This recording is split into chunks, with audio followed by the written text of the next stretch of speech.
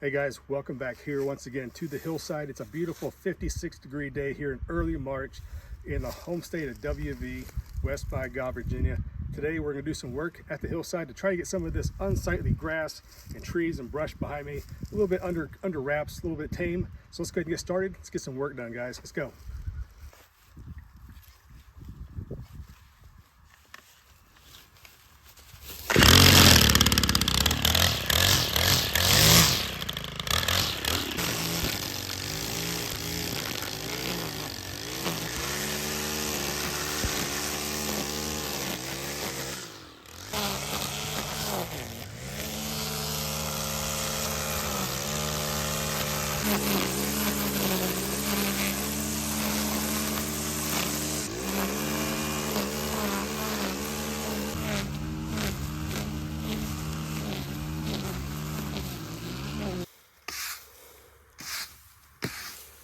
Well, first things first, looks like we finally found the sidewalk. So there's that.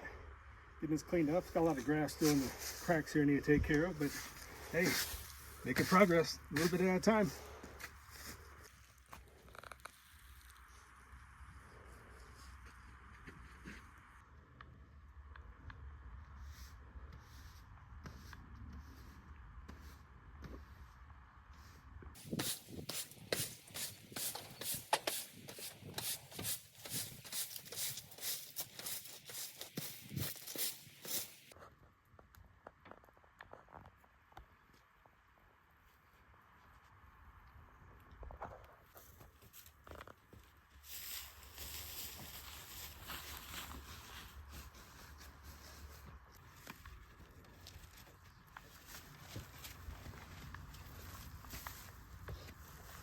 Okay, so the first bed of vegetables has been planted out here on the ridge. I planted some, these are ruby red onions, bulb onions. I figure they're deer are less likely to go after onions, at least in my experience. And if you want to learn how to grow things like this from seed, do check out my other channel, Dave the Hillside Gardener, where I do all the stuff by seed and do lots of tutorials. So do follow along there. But for right now, I have these onions planted, and if you see back in the soil, that's actually a lot of spent coconut coir or whatever. There's a local nursery that they grow cucumbers hydroponically, and they were kind of giving this away. So the soil is actually in pretty good shape. You can tell at one point someone probably had a nice little flower bed or a garden. If you look over here real close, you can actually see these are irises right here. Guys, they're everywhere, kind of spreading this little colony here. And I debated on digging them up and using this whole thing as like a garden bed or something, but there's really no point. I don't really know what color these are, no way to know, right, until they bloom. So I might let these go for the 1 year and then kind of dig them up and move them depending on what I plan on doing with this spot long term. But for right now, just have some onions in here to have something in the ground. And then over here, I might put something, squash, zucchini, something like that, that the deer are not really gonna be too fond of because, like I said, there's no fences out here yet. So I will be planting an actual full-on garden at one point, kind of like down over here, where I'll show you about that later whenever I get around to it. But I'm actually going to fence that up. That's going to be, I'm not even going to plant anything out there at all until I fence it up. There are deer everywhere. Walk through this field, there are deer droppings just everywhere. There's signs of deer rubs, all kinds of trails. So right now, this has been so abandoned for so long that the deer have no reason to think there are any humans around. So they kind of just have free reign of the place. But anyways, let's go ahead and down to the back. Let's talk about what I did today about moving some brush around and just why I did what I did with the brush. It'll make more sense when we get down there. Let's check that out. Come on.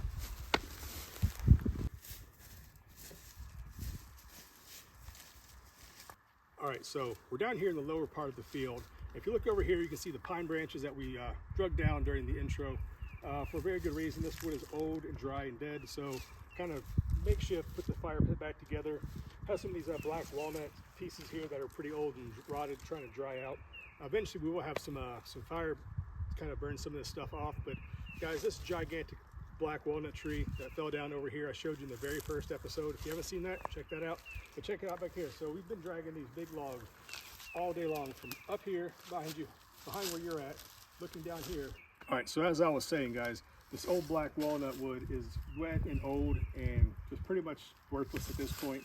But why I'm stacking it here along the edge of this ridge right here, guys, is for maybe like a wildlife barrier, natural deterrent. I know I'm not going to keep the deer out without actual fencing, but I have all this brush laying around, and some of this brush is savage. It is full of spikes and thorns, which Look, all my arms are blooded and scratched up and everything, but we've been dragging these, and it does drop pretty substantially straight down on this side. So I'm not sure how many deer actually utilize this as a pathway, but if we walk down over here, there is definitely a very well-worn path. And I'll show you the brush we're kind of piling up directly on the path to maybe kind of steer the deer a different direction, maybe kind of deter them. Maybe they'll actually walk down and around as opposed to walking through the field. That's my my guess.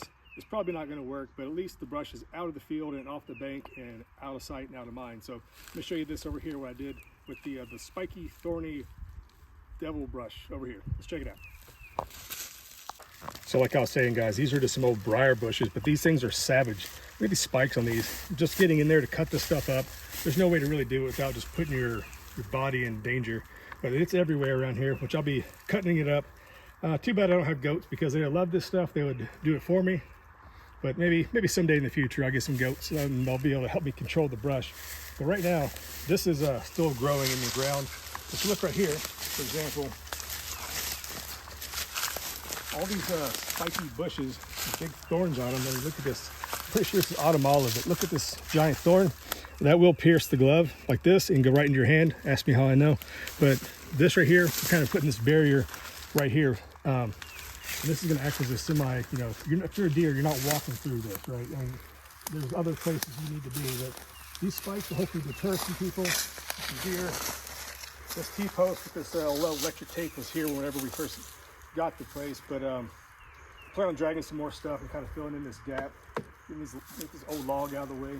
But if you look over here, what we've really done on this side over here is kind of use the natural shrub line. There's some more of these awful, horrible briars growing through this brush and this tree right here. So I'm just going to leave that. I'm definitely going to cut this back so I don't walk into it. That's also full of spikes. But right here, guys, look at this. All these locusts and all these autumn olives and all this kind of spiky things, making a natural barrier right here. Because there are some deer trails that come through this area up to here. So they're going to naturally have to find a different place to go. And if you look back over here, to my right, there's a very, very well-worn deer trail that goes along this ridge right through here. It comes through the field right there. As you can actually kind of tell, if you look over here on the ground, this is actually part of that trail right through here. It's just the absolute one down by the walking deer. And it goes down this path right here, to which we have put more brush, more spiky bushes and things kind of in the way of the deer trail right there. And eventually, as we cut more stuff, it's going to just kind of make a natural barrier, kind of stack it higher and higher, if you will. Yeah, so utilize what you have. You don't always have to go out and buy something. Use what nature's provided for you. Use these trees, these bushes, these shrubs, and as they kind of break down, put it back on top.